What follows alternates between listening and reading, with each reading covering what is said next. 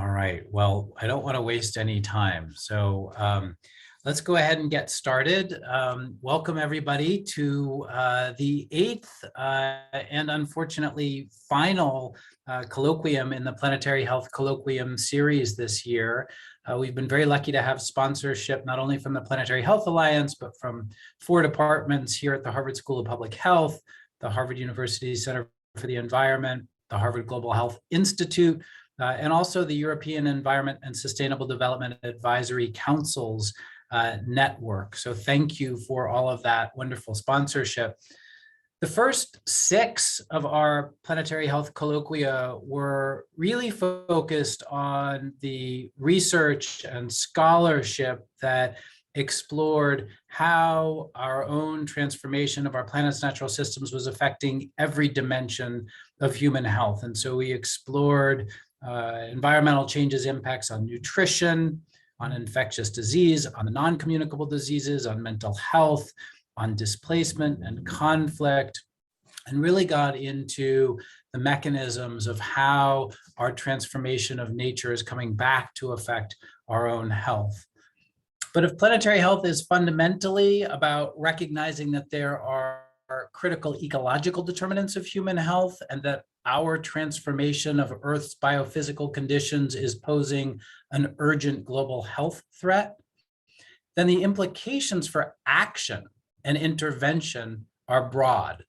Ultimately, as the World Health Organization recently highlighted in their release for the Geneva Charter on Well-Being and their designation of World Health Day as Our Planet, Our Health, we cannot effectively safeguard human health while we continue to degrade and transform our planet's natural life support systems. And we can't protect our natural systems without changing the way we live. Last month, in our 7th colloquium, we focused on the need for shifts in our economic model away from simply accumulating capital and toward well-being economies. And we explored the role of the private sector in helping to stimulate the kind of systemic change in how we live on Earth. One of the huge joys for me in working with the Planetary Health Alliance is the incredible people that you get to meet. And we are enormously privileged today to be joined by 2 of my own personal heroes, Hindou Oumarou Ibrahim, who is president of the Association of Indigenous Women and Peoples of Chad, and Achim Steiner, who's administrator of the United Nations Development Program. And they're here to discuss with us the importance of planetary health as a frame for the United Nations Sustainable Development Goals. And we're going to hear from very different perspectives their thoughts about that. We're particularly proud to acknowledge that both Hindou and Achim serve as members of the Planetary Health Alliance's advisory board as well. So we're extra lucky. So let me start with Hindou and just ask you, Hindou, first of all, thank you. I know you're having an incredibly busy week in New York at the UN. Thank you for taking the time to be with us today. And I'm hoping that you could tell us a little bit more about your work sort of on the ground in Chad, what you're doing there with local communities, and how the SDGs, along with the Planetary Health Framework, sort of resonates in the work that you're doing, and just give us a feel for what that's like. Right. Thank you very much, Sam. It's so great to see you online, and it's wonderful being with you, Achim. Even we are just like across the street, so from the UNDP and from where I am here at the Permanent Forum for Indigenous Issues. So planetary health, I think, as coming from the indigenous communities, for us, protecting of the nature, protecting of biodiversity, the human health, all that it is culturally a way of living of indigenous peoples. And that's also what we are discussing here, how we cannot separate our human health, our environment health, and this all combined can become our planetary health. So I'm coming from a nomadic pastoralist communities. So the indigenous peoples that depend from the land and natural resources forever. So my parents, grandparents, and all move always from one place to another one to live in harmony with the Mother Earth. And that's what we know about our nature, that giving us food, fresh water, medicine. So we take everything that we need for our survival from the nature. And then we protect this nature and we give it back to the nature, and it's become a circle. So this is our way of living.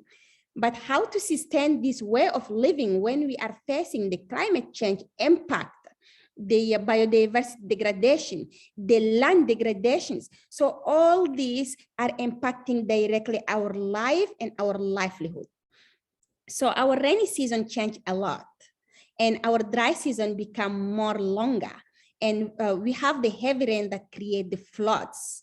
But our grandmothers and grandfathers, as the master of this land, they can read from the cloud, from the sun, from the birds, and to try to adapt to this changing weather.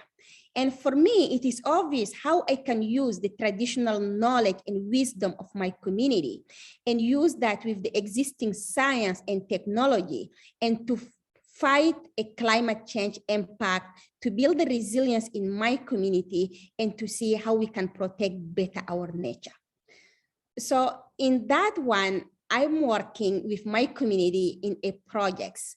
One of them is how I can have a meteorological peoples who can predict the weather scientifically with my grandmothers, grandfathers, those who are reading from the cloud positions, from the wind directions, from the birds' migrations together, and then to have a better work on the weather forecast that can help to plant the crops at time to fight food insecurity. This is one of the SDGs, or to get an adaptation measures in order to move with the cattle from one place to another one.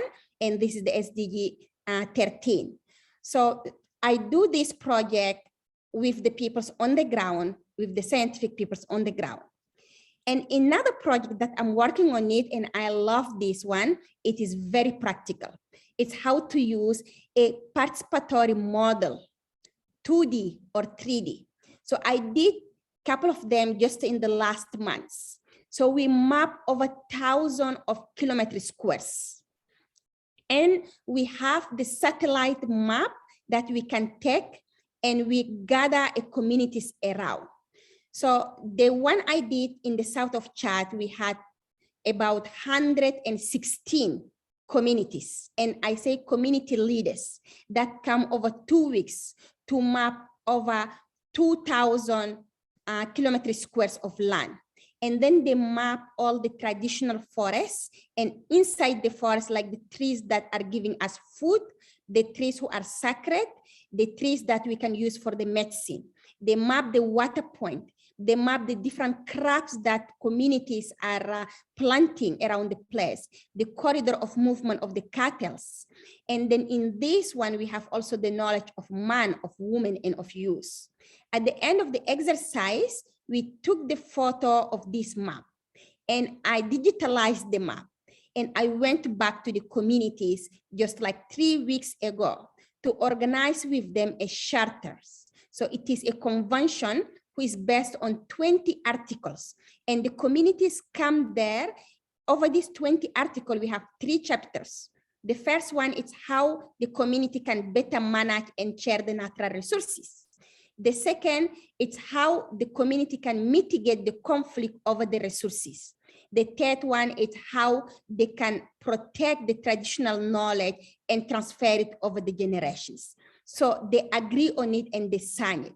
So we use the digital map and then the charter that they sign to give it to the local authorities, to the national government, and to tell them it is the communities who are the doctors of the environment. They must be the one who can decide in their own future to produce any project that they want and the things that is protect them. So I did the second around the Lake Chad. I know that Achim know around the Lake Chad because he visited, and you know how it is very challenging to have environmental issues and to have the human mobility, who is from the migration, and the conflict around this Lake Chad area. So we did this mapping around the place. And one of the funny issue I can tell you, after the end of the map, I get the police department and I get the military who just to come and pull me aside, saying like, Hindou, we want to have this map. If I get that, I will ensure the security around the region because I know all the species around the place. And then the police say like, if I get that, I can ensure the security of everyone and I can follow people into the islands. I'm like, well, this is one of the aspects. But the map is for the community, is to plan how they can better protect the nature and how its nature can protect them. So those projects are part of how we can have a planetary health. And in the Alliance, that's also what we are fighting for, to have human, animals, and the environment to live in harmony, to restore what we take from the nature. So thank you so much. And I will be here for over hours to discuss with all of you. Thank you so much, Hindou. And that's such a beautiful sort of image to start with, of these communities acting as sort of doctors for the environment, the need to sort of understand and map the ecology and the natural systems, and then to be able to take care of it so that it can take care of you the way you described. So I love that. So Achim, thank you so much as well for taking time from probably the busiest schedule in the world to be with us today. We're hoping that you could talk to us a little bit about sort of our overall progress toward the SDGs, and to the extent that we still have a little ways to go, what is the value of an integrating holistic framework like Planetary Health that connects the different SDGs as part of a single cohesive whole? So in the context of sort of this growing recognition of the sort of intersecting nature of goals like protecting natural systems and securing global health and nutrition and addressing equity, how important is it to have an integrating framework that shows the connections between those kinds of priorities? Well, thank you, Sam, first of all, for the invitation, and wonderful to follow Hindou. And in some ways, I have perhaps the more challenging task, because what she just recounted and explained is how real people in a real world make real lifetime decisions. And I think part of what Hindou just described is, in a sense, this very complex journey of something that is sometimes obvious at a level of the immediate context in which you live or operate.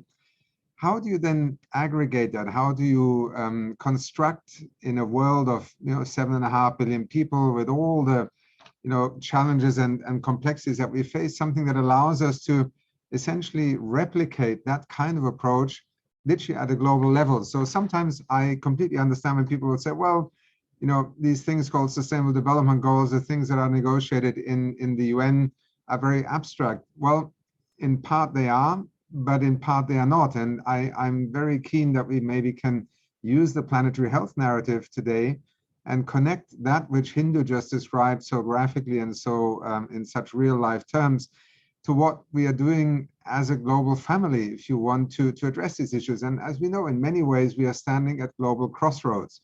We are still reading from the devastating socioeconomic effects of COVID-19. COVID-19 is still raging across the planet, even if some parts of the world feel safer and are safer right now.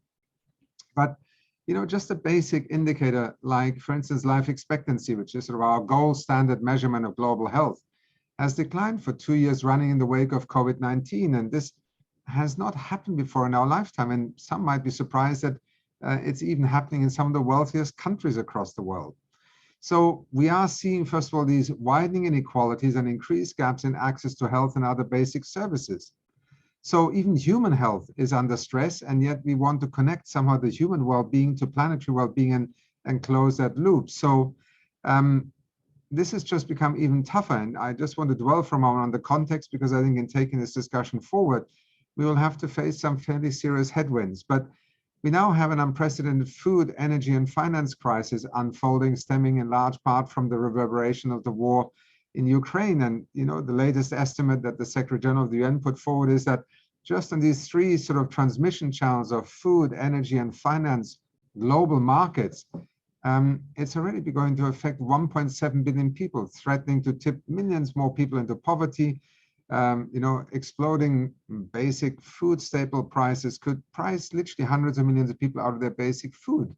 This is not some, doomsday scenario. This is unfolding as we speak. So we have these short-term shocks, and at the same time, they also take us back to demonstrating this profound fragility of our current economic systems and supply chains, for instance, those that I just described, not sustain our societies. And on top of that, the lifeblood of our economies is essentially, finance. And we are facing a mounting debt crisis, shrinking what people call fiscal space, namely many governments in the world right now who need to invest in the transition of our economies towards a more planetary health-oriented economy, actually don't even have enough money to deal with the short-term shocks that are happening on these food or public health systems that are there. So the context in which we try to locate a debate about planetary health, I think it's just gotten significantly more stressful, but not less relevant.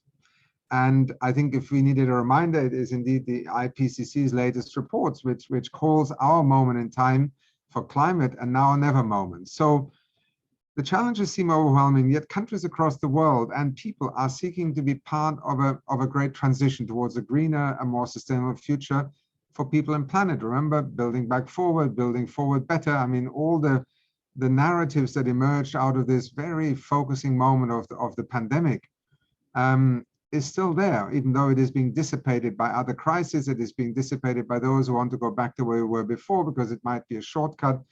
So in many ways, the concept of planetary health, which focuses on the health of people and the planet, I think can help drive a game-changing progress across the SDGs, the Paris Agreement, and beyond. It has that transformative potential, Sam, that you have also, in so many brilliant ways articulated over the years, as it is based on both a recognition of the world as it is, but also of the opportunities and the pillars of policy, of action, and perhaps most importantly, of science in changing our understanding of how things are connected, and therefore the ability to also affect change becomes very different.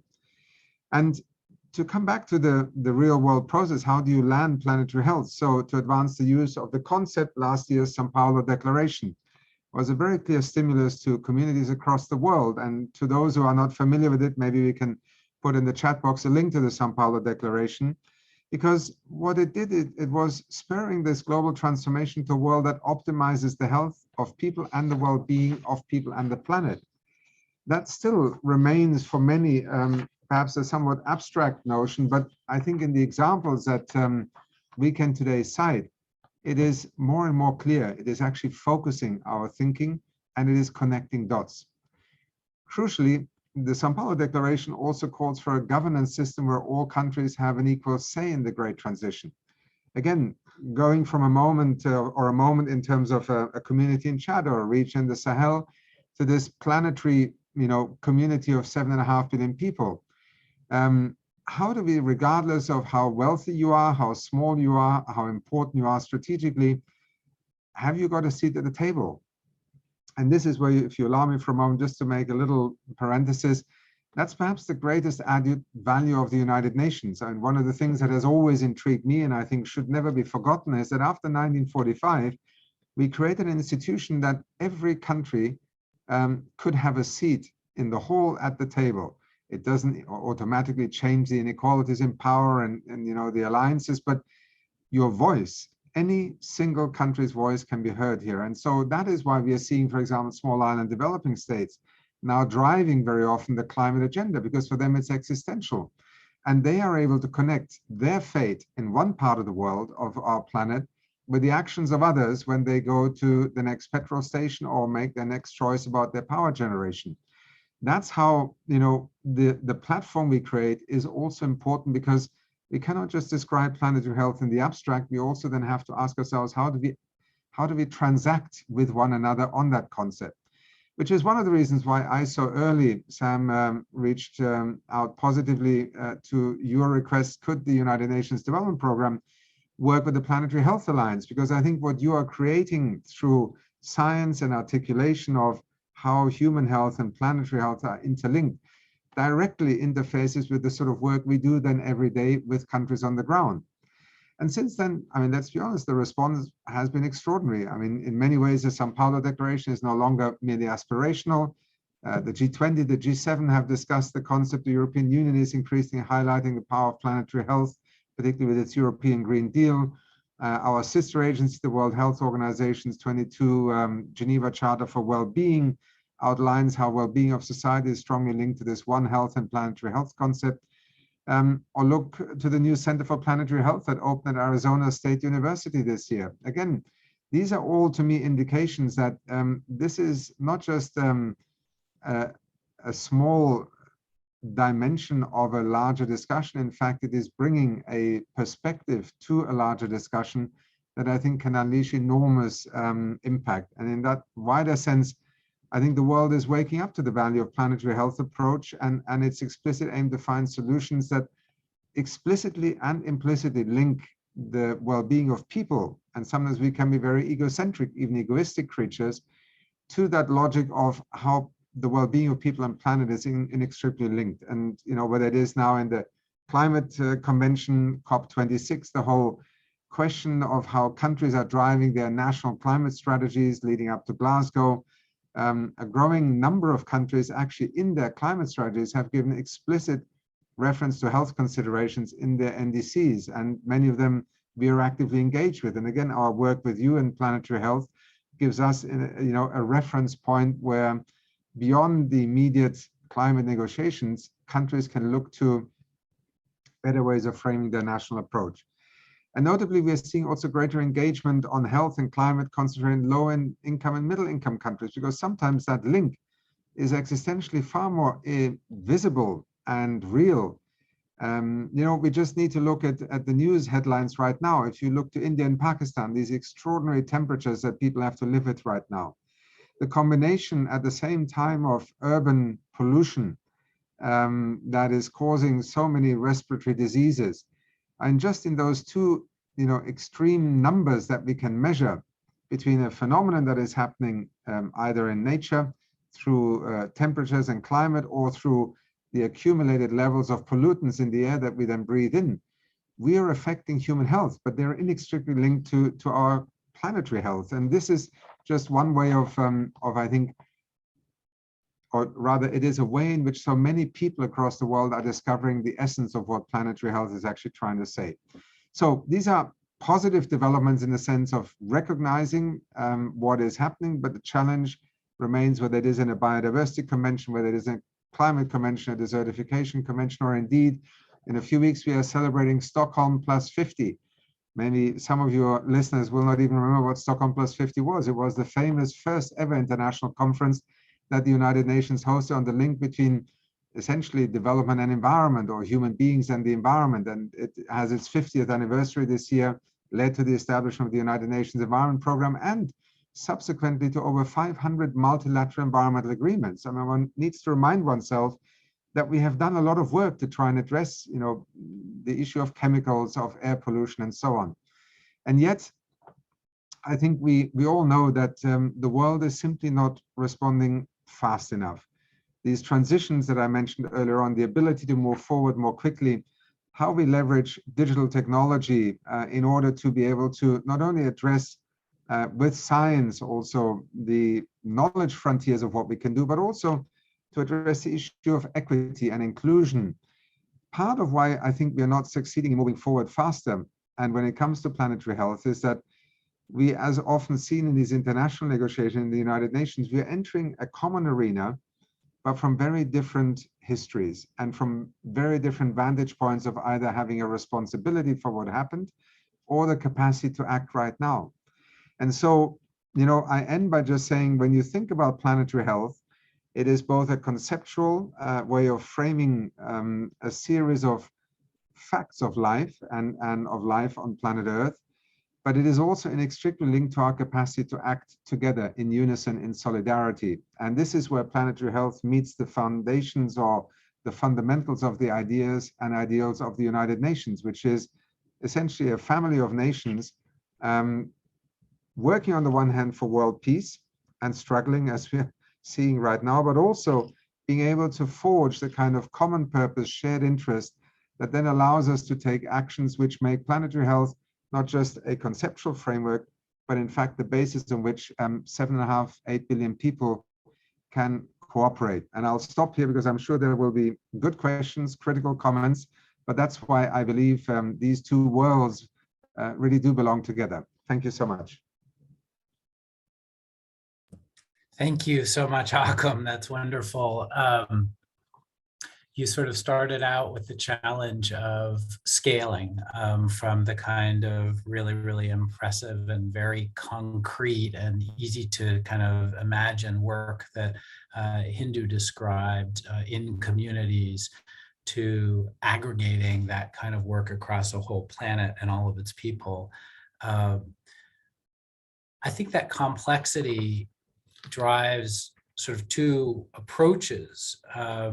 And a dominant approach that I've encountered is sort of fragmentation, is to say, thinking about all of this in all of its glorious complexity is too much. And what we need to do is break it down into pieces and silos, and we'll have a community that's thinking about health, and within that health community we'll have a community that's thinking about, you know, different aspects of health, and we'll break it all into sort of manageable pieces, and we'll develop interventions for each of those pieces. And it's a dominant way of thinking among some development agencies, certainly foundations, and I've been thinking about it a lot recently as I talk to funders in particular who have that sort of perspective. And I remember when I first encountered the Millennium Development Goals and then the SDGs, that I didn't know much about them. And I thought about them as sort of a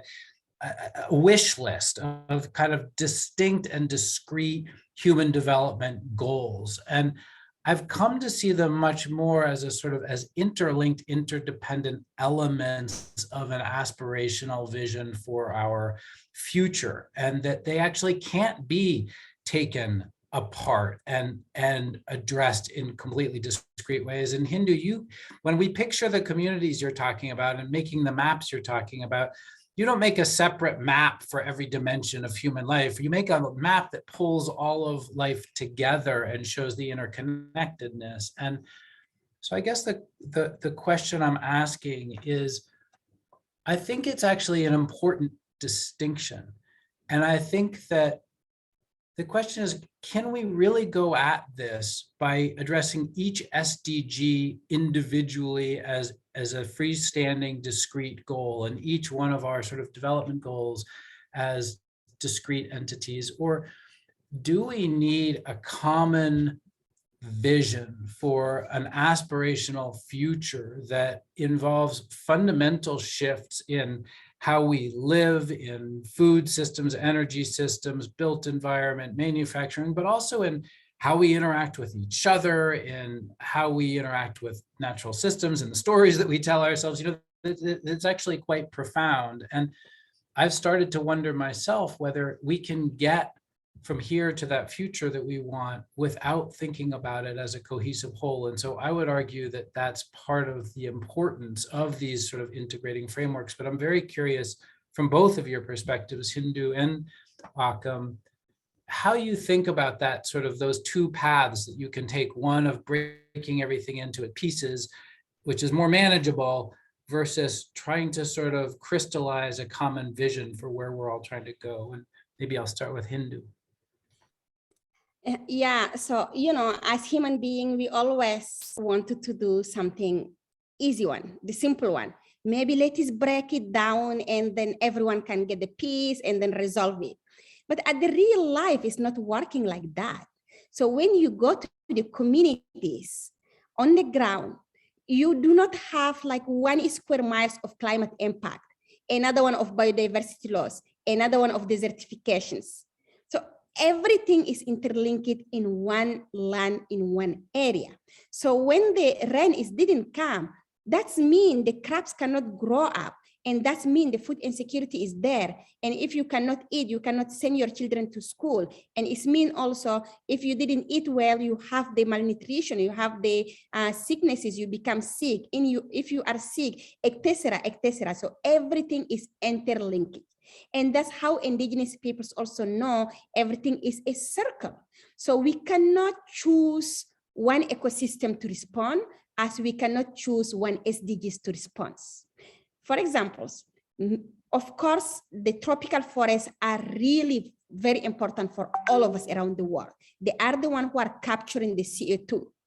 But imagine since COVID-19 started, everyone invests in the COVID and we have more deforestations.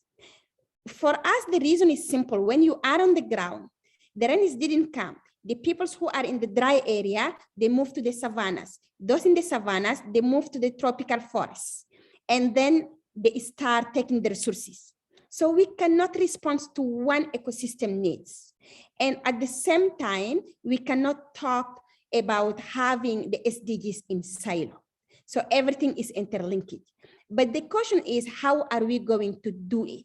So we need to get out from our comfort zone, where we always have an administrations who divide everything in silo. Ministry of Environment, Ministry of Health, Ministry of Education, Ministry of whatever, and everyone have his own agenda.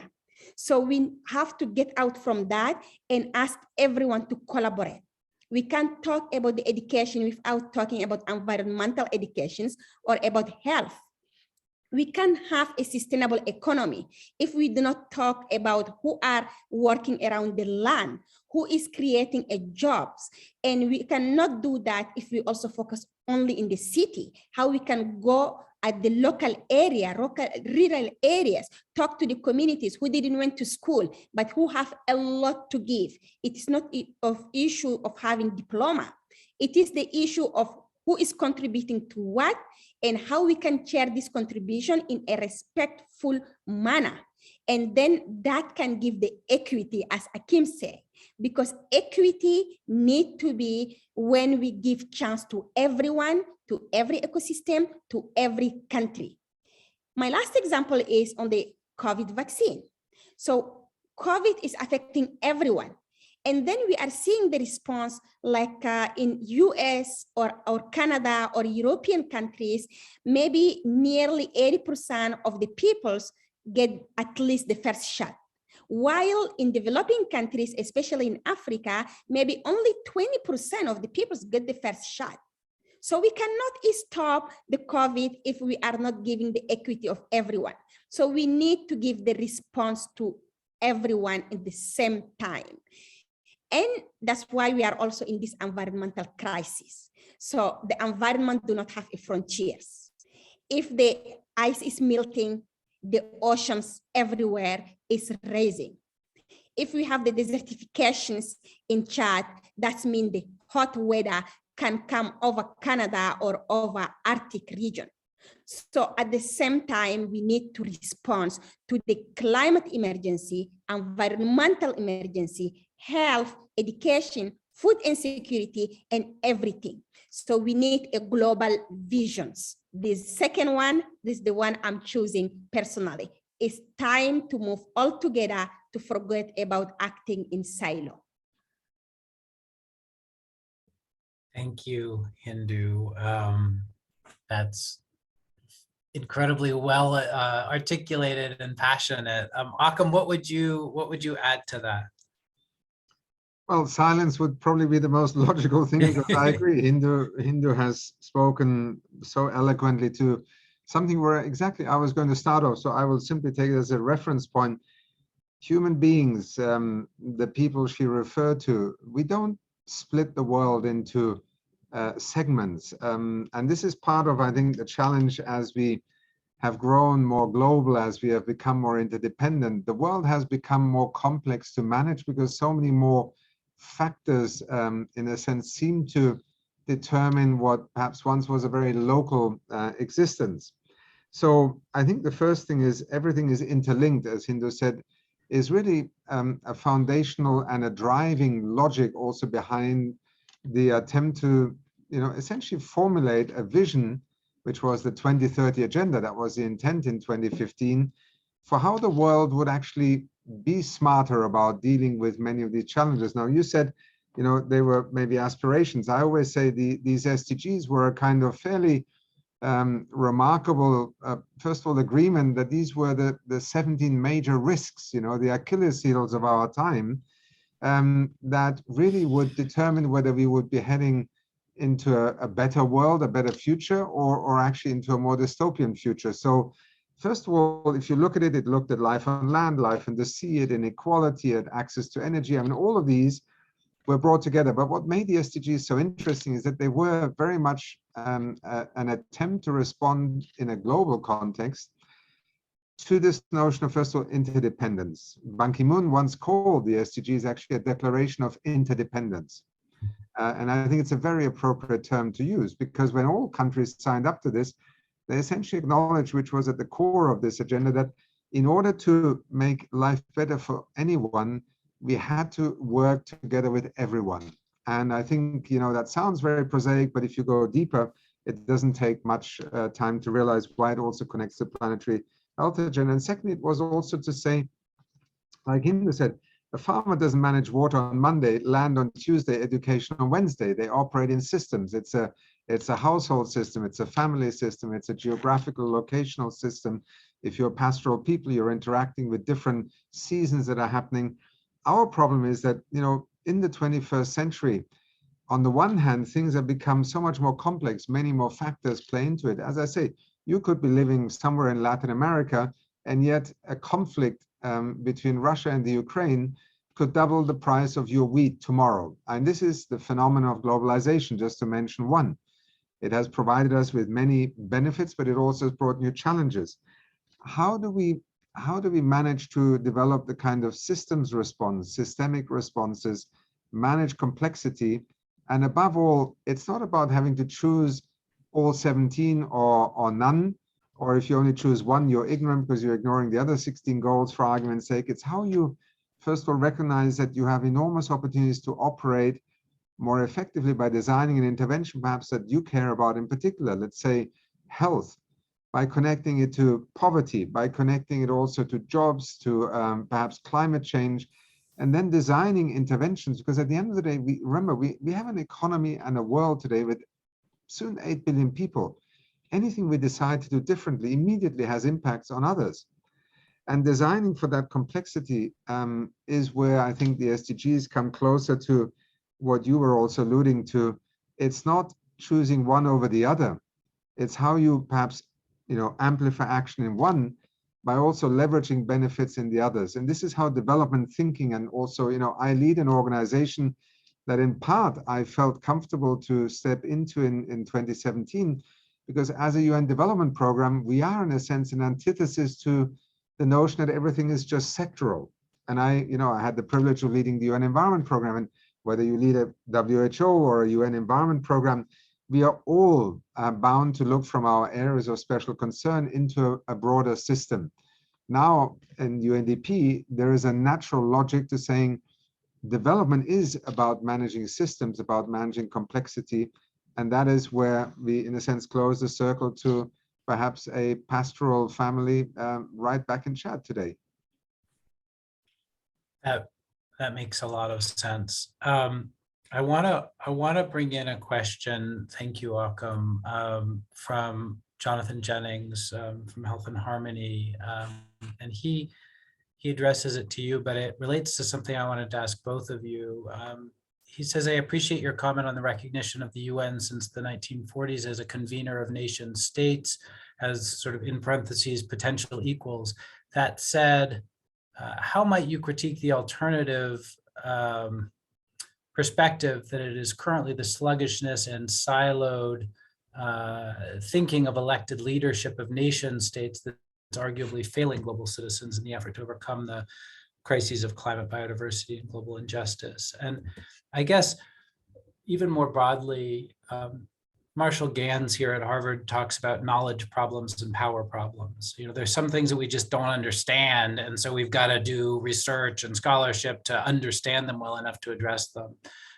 There's some things that we understand perfectly well, but there's just a power problem where you've got an entrenched interest that knows that it's doing harm but is profiting from it.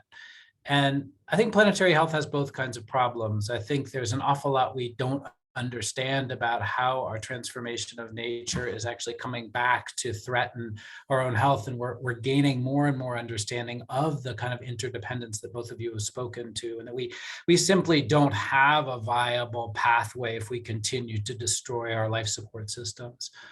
But we also have these very significant power problems, which I think Jonathan is alluding to here, where you've got siloed thinking, but you've also got legislative capture, you've got special interests that may well understand, you talked about the finance sector, and there, where there's often a clear understanding that the current trajectory doesn't lead anywhere good, but boy, is it making me a whole lot of money right now or over the next 5 years, in the same way that extractive industries might be thinking. So I guess the question is how do we think about these power problems?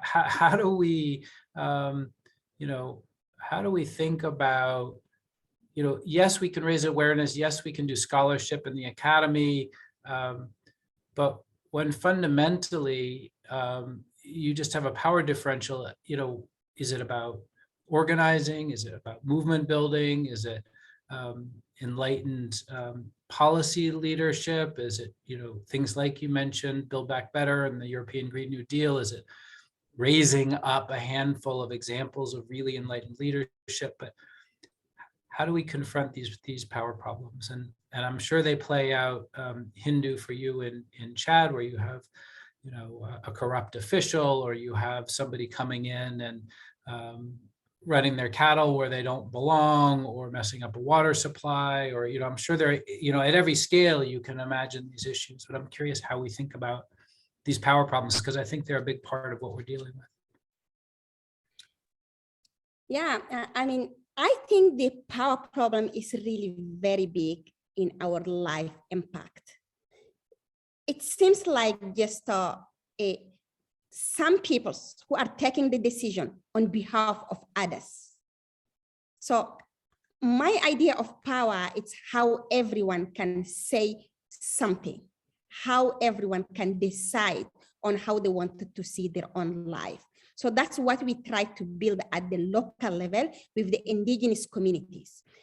I think I really would like to invite all the different politicians with their own parties that most of the time, I can say all time, when you go to any country, the government or whatever politicians, they have their parties, and then they are in the city.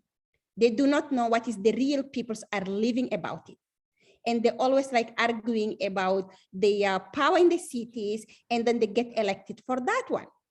So the questions I wanted to go and ask you, Achim, maybe think about that later, because you say the UN is really a great place where everyone gets a seat. Even the developing or small islands are taking the lead. This is really wonderful.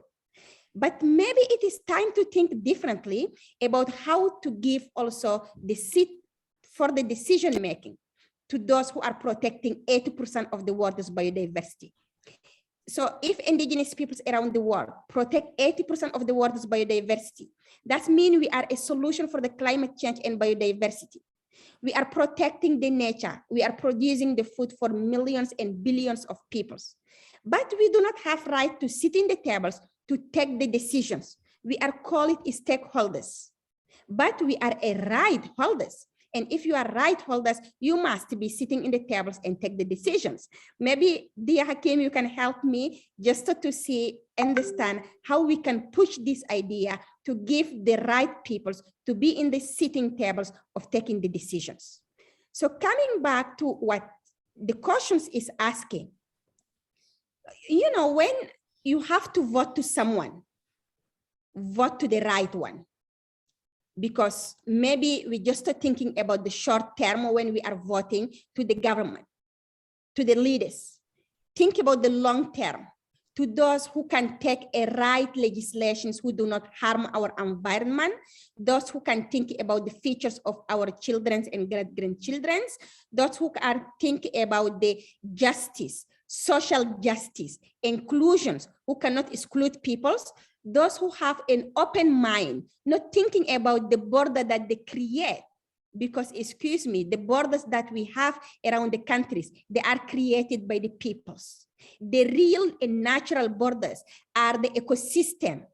And then ecosystem do not have a frontiers or a passport. So think about the leader who can have an open mind beyond his border, who can think about the polluted air, who can be impacted everywhere else, who can think about lack of water or lack of stability, who can impact everyone and everywhere. And then we can just elect this leader.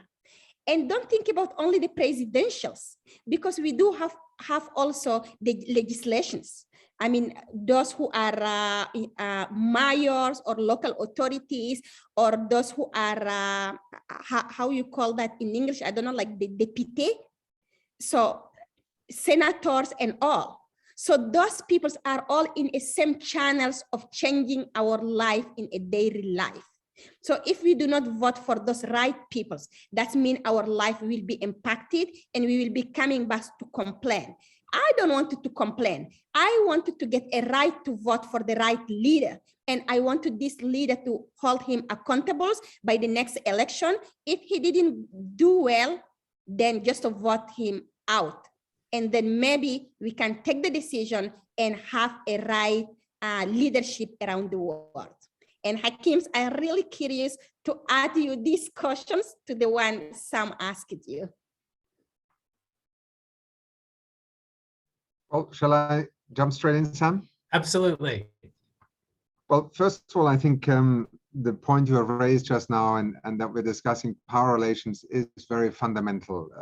And just to begin with where Hindou put the question to me, I think when it comes to indigenous peoples, for instance, it's a classic case. We are in an architecture of governance that has grown over centuries, and particularly in the last century, where the notion of a nation state has become a fundamental tenet of governance. So as Hindou quite rightly points out, in the United Nations, it is essentially a body, a membership body of sovereign states who come together.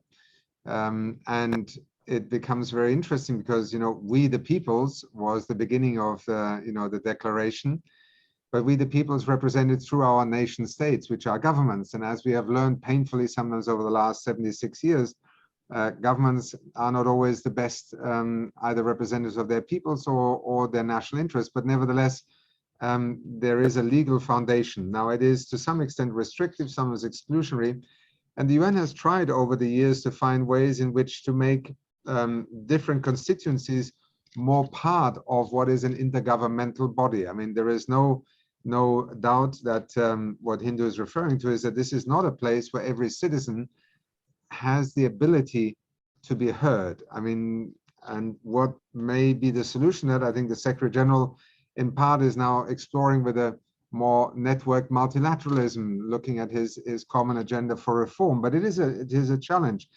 Not, even having local government authorities, for instance, represented in the UN is a highly controversial issue, because national governments say we represent the country, not maybe an opposition-led province or major city should be speaking with equal rights here. So we have a contradiction there. And I think to some extent, I mean, Hindou, you are currently participating in the UN Forum on Indigenous Peoples Issues. I mean, these are, let's say, attempts to try and create more space, but they are still stakeholder process as opposed to enshrined rights holders. And I think, like in every country, there is a struggle to find the right way forward. For instance, the principle of prior informed consent is a fundamental issue for indigenous peoples when it comes to development projects. It's a topic I've studied in great detail when I was once leading an international secretariat of the World Commission on Dams. And I noticed somebody in the chat box also raised this question of trade-offs. Who's got the right to trade one person's rights off against another person's right? Build a dam, deprive a river or a community of their riparian rights in the name of providing 1 million people with electricity in the city.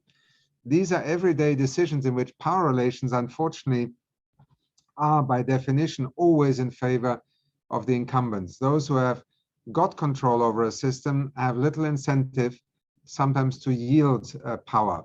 But I think what is happening, Sam, and this is perhaps the loop back to planetary health, even before COVID-19, look at in how many corners of the world, in how many societies, people's dissatisfaction with where we were heading was beginning to manifest itself in ways that, Wall Street to High Street, the protests after the financial crisis, the protests in France over, an unfair perception of how a climate-related tax was actually favoring the wealthy again and coming at the expense of the poor. So you had a protest movements of frustration with the yellow vests coming.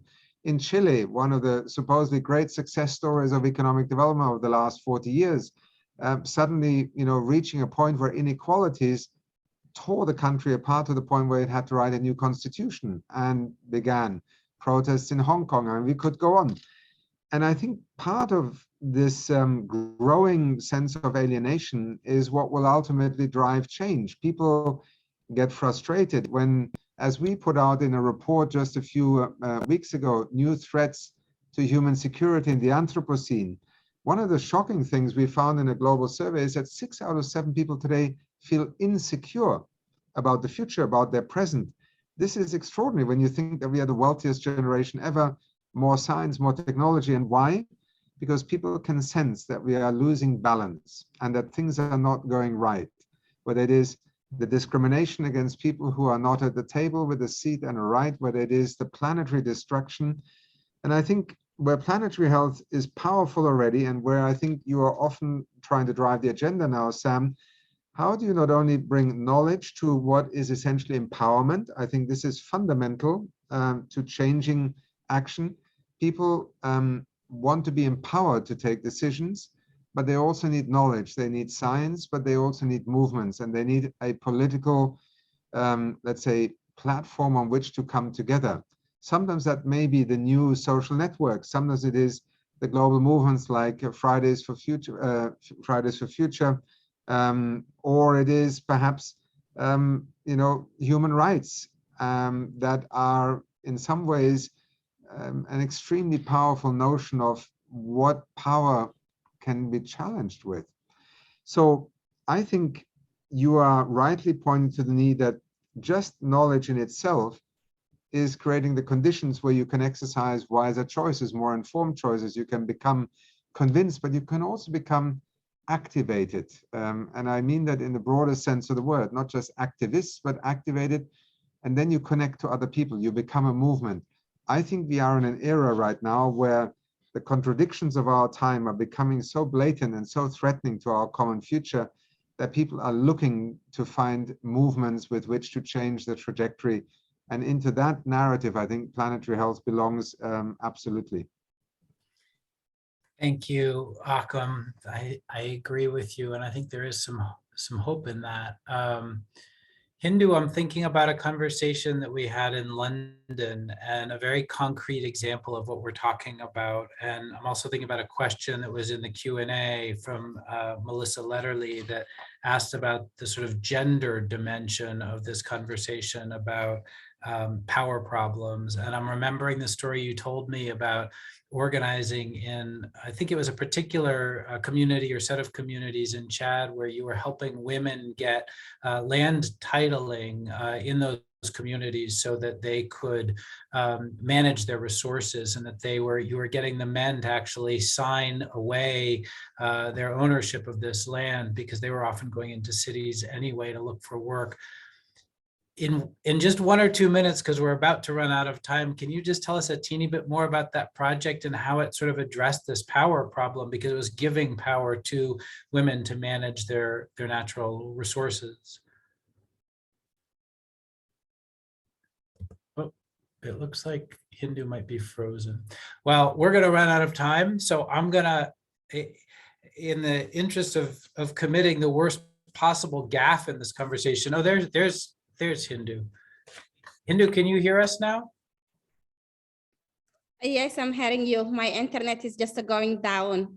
Okay, all right. Well, I was going to say I'm going to the worst gaffe that I could make in a conversation about empowering women to address power problems is to paraphrase your story as the white guy in the room. But since we only have about 2 more minutes, that's what I'm going to do. And I was remembering the story you told me of getting land titling rights for these communities in Chad so that those women could actually be responsible for managing their resources. And as a result, you created a lot of power in the women in those communities, which led to really successful management of their natural resources. So that's a very sort of concrete example of how gender can play into this conversation. But I'm afraid we are just about out of time, and with just 1 or 2 minutes left, I need to bring this session to a close. It's just been an extraordinary privilege, really, to have both you, Hindou, and you, Achim, joining us for this final colloquium. What a great way to close. And we can't thank you enough for taking time with us. I wish we had more time to field questions from everybody in the audience. There's been wonderful commentary in the chat, which I hope we can capture. I also, we at the Planetary Health Alliance would love to know more about what you're doing out there in the world and how it relates to planetary health. We've put the Planetary Health Alliance email address in the chat and would love to get an email from you telling us what you're doing. And finally, while this is the last session in the Planetary Health Colloquium series, we will begin the conversation again in the fall because we are hosting the 5th Planetary Health Annual Meeting at Harvard this year at the very end of October. And so we welcome any and all of you to come to that meeting, to learn more about the field, to meet colleagues from around the world. And you can learn about the annual meeting on our website. So with final thanks to our sponsors at Harvard and the EEAC, and special enormous thanks to Hindou and Achim, that concludes our colloquium, and thank you all so much for joining us. Thank you. Thank you. Thank you. Bye-bye, Sam. Bye-bye, Hindou.